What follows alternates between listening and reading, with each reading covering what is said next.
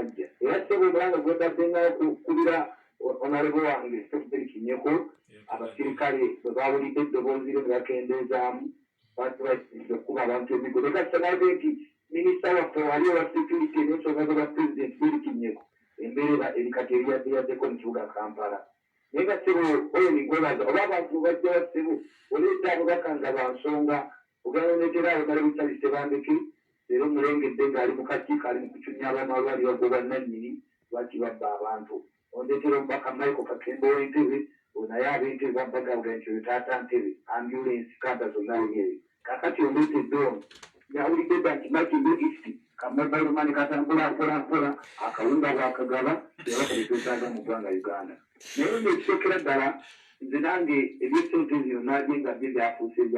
by'abamafiya bumafiya ogamba nti mu Kampala wandisa abantu 15,000 naye nga 4,000 batuufa 4,000 4,000 kakanga banga zizabadde zigenda eddapo theatre abamafiya abantu awo ningambira ddala kati jjajja kirandibadde kiri kimu tugire obuguzi vaccine tugeme bantu kuba kati nawulidde Buganda Ngekoleri genda kuza omwezi 19 Bungereza genda kugulawo ensi kati talina kwambala masiki kubanga bo bagemye 85% batuleetere vaccine tugeme abantu abatagenda kubali omitwalo 10 girisa abantu ennaku 42 baliyo genda nakuttibwa ajja buyambi bamafiya ogenze n'okwasa ekyo kikwasa batayimikiraka abantu batugamba ddaga emmese ezitudda banaye bateekabire bwekaabizi naye nga onalebo Beri Kinyeko taata tukamidde nkwebaziza webabanga Uganda wangale kabaka wange webale nnyo okay halo sebo nkulamusizza nange bwentyo sebo nze Nnyombi Entebbe era ndi Ntebbe ekibuuzo kisasooke mubuuza ekibuuzo nabinyeko tumaze omwezi mulamba tugenda ojja sente 10 Makindu East nakalaga kufuna mpeke 10 Kenya kumubuuzi webuzuuzira kugwayo ddi balatuwanga nindi kasobola tubasenga ojja sente 10 abakwata emuwa sente bavuga enfuluusa ebyogera abatatu emuwa sente babatera tukanda mulokudawuni obunobukakaawo nzengera sente bateva nakawa nkalugwa sente mulamba emuwa sente tebyogera ku balema tebyogera ku basero fathers nange nsaba genda ogambe bakabannoze kutumye nti baleka tugabirye tetwagala batuwe vaccine ukafigira bekakinga sabona ekikolere yebali nnyo okay ono agamba ono y'omu ku chairperson zeewo Mpima Vincent oyo aveereyo side zeewo yebali nnyo okuwuliriza nabali kuweereza nze Mutebi Collins ebunamwaya zana naye nze ndowooza nti bachairman abandi bamaanyi era abandi badde beebuuzibwako lwaki sibe baba okay batuukiriddwa kale webali nnyo mwebali ddala kenja funayo mu babiri nkomewo ew'omubaka like nti ate abaanukula ku 075 1950 ku 077699392 wamu ne ku 07558 nja funayo tuyite mu bufunsi kala kati wanugenda obusasaidi y'obulunzi yes sir ngenda obufunka kubanga nze mbadde ngamba baganisente zirimu okuzayo ebijjanjalo kutubanga kisoboka ate n'ekirala batuyamambira amatu bayambani mu kuwandiika abantu awebagamba nti ate biki kale zinanga bajja kuzirya nte zijja kubangako wadde okay webale nnyo omuyekka halo mwana ya taata sebo webale kuwuliriza sebo nze nkyomusange ndi mukyengera wano yes sebo nga bulungi nno nenolabidde ddala nga buno bulyake era kyobalaba mukyala Nabbanja alina obuzibu abantu bakyamubanja nga muntu kubanga bijja kuleetamu eki kintu kitamaze kuteesebwako gwe n'okikuba bukubi ekintu ekirimu ebituli olwali njagala nkutegeeze nti olwaleero okuwandiisa abantu bano olwaleero bwe tuwandiika kyetaagisa okulaba nti abakulembeze olina bwebataddemu buli kiraaka kituufu ewamu ne baagiyita ab'okumiruko ku byalo naye njagala okukutegeeza tebamanyi bantu banaku nze nina bwe nabadde wamu naye ndaba omuntu omu nga wandiise famire ye yonna n'abali Masaka n'abali Ekyotera. Senga bakozesezza abakulembeze ab'oku bitundu abalonde si bano bagamba nti ffe tuzeese buleete bapangisi abo nno ebintu ne byandibadde bitambula bulungi. Naye bino era abantu mbadde mbagamba nti agenda okwewandisa genda wewandiise Mukama bw'akuyamba oyinza okubeerayo munnamukisa. Olaba abasajja babba essente abantu ze baabawanga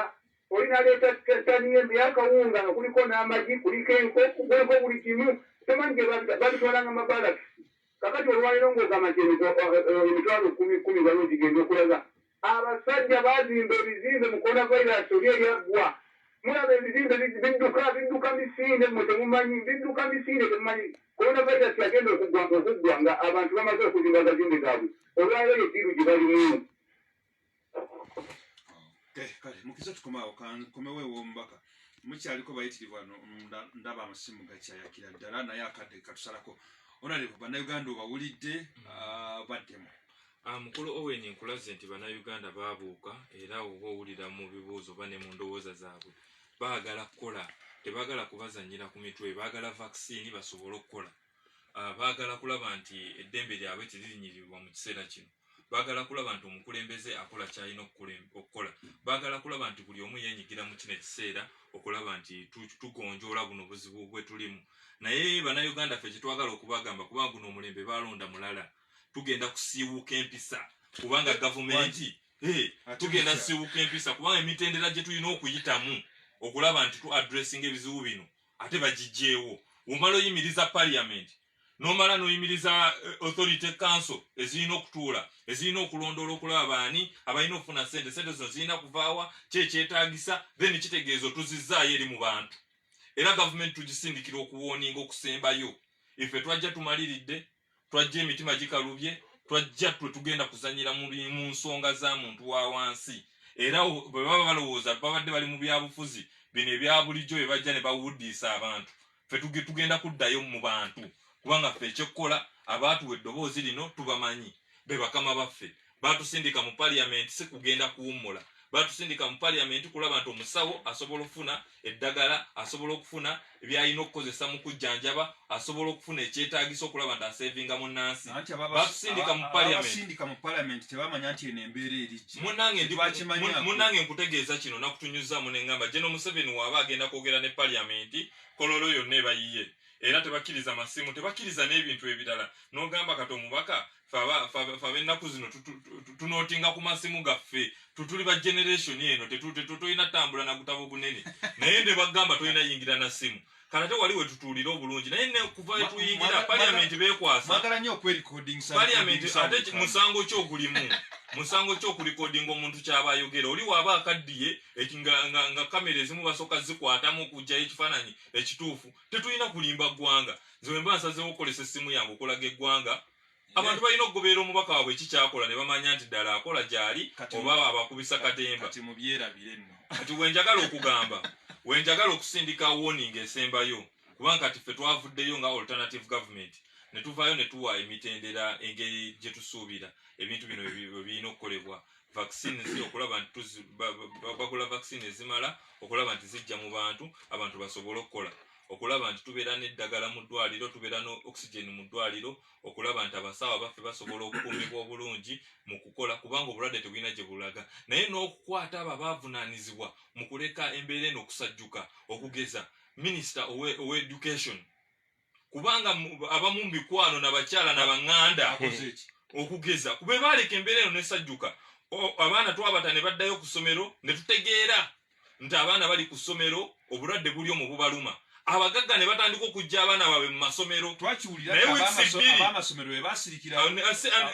Minister of Education yamanya era walabanga buli abali mu gavumenti abasinga abaana abaabwe tebakyasoma babakima ne babatwala naye olwokubanga baŋŋanda na bamikwano tosobola bavunaana ate ffe abandi badde bavayo ne tubyogerako essaawa zino batugamba tuli mu tayimu yakulwana tetusobola kusaba accountability ffe abandi badde bateekawo ministries zino ne tuziteeka ku nninga ffe tetwagala kumanya oba ono mukyalawo oba ono mwana wo oba mukoddomi wo kasita abanga ali mu public office alina okugenda kunninga okubuuzibwa akamu n'akataano ku ngeri gy'akwatamu ensonga z'abantu. Mpozi gwe Minister wa Presidency and Security. Soko tubwireko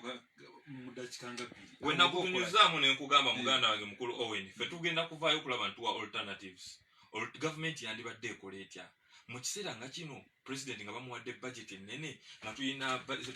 sente zino zigenda kukola ki? Kati nga minister wa presidency ntunulamu n'entunula mu budget ya presidency eri mu kukola ki mu kiseera nga kino? Ate oli agamba munange nze najja kulwanirira abantu, naye tugamba essaawa zino nti sente zino eziri allocated takyatuula mu nkiiko, takyayita nkiiko nnene, takyatambula bweru, takyatambula mu ggwanga, kubanga n'okutambula mu ggwanga nakyo kizibu. Era naye yatugamba luli ennaku zino bakozesa virtual means, sente weeziri mpitirivu. Lwaki zino sente tuzidivertinga ne tuziteeka mu byobulamu, ne tuziteeka mu relief okulaba ntuyamba abantu baffe, tetuzizza mu economy okulaba nti economy eddamu neeyimirira. Njagala okugamba nti ebintu bigenda kutereera kati, naye nga bigenda kutereera mu ngeri emu nga tukyanolinze resources okulaba nti tumanya priorities ki eziyamba eggwanga, si abantu abamu. So okulaba sente ezimu nga wezijja nga naye baba zitaddewo ez'okulaba nti ziyambako mu economy, zifunika mu bantu abamu be balowooza nti bano economy besinze okukosa ennyo, ne basitula ebizimbe ne bakola ebirala. Omuntu ono wa wansi n'atafiirwako. Ebisembayo nja kukomyawo wano nga sente zimaze okugabwa ku lunaku olwokuna. Mukulu Owen sigambye nti sente tezigenda kugabwa. Sente zigenda kugabwa naye zigenda kubbibwa. Era nga report ya auditor general we yavuddeyo n'eraga nti 3 ku 10 ku sente zaali zirina okukolesebwa covid mu weve yasooka zabbibwa, 2 ku 10 n'okusobwa zaabulira mu mpapula mu bintu ebitategerekeka nga obuuza nti wakola ki, timunnange twewa allowance eyokukola extra. So bannayuganda batuwuliriza, abakadde baffe, bamama baffe, bakyali baffe, ababooda, abataxi, abatulaba ku online, bakyali baffe abatubeeramu, mwenna n'abaana abo abagoberera ensonga kubanga tebakyasoma. Kati buli muntu ali ku nsonga za ggwanga, mbagamba temuggwamu ssuubi, naye olw'okubanga nti eddoboozi lyammwe